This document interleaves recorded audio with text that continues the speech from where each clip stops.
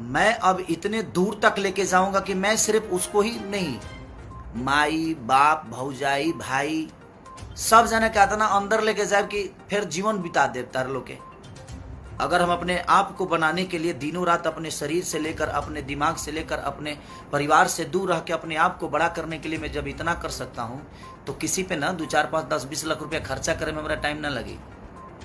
इहो जान लो, ये क्लियर जान लो। और आज से स्टार्ट बा, आपके सपोर्ट में दुनिया का कोई भी आदमी खड़ा हो जाए ना,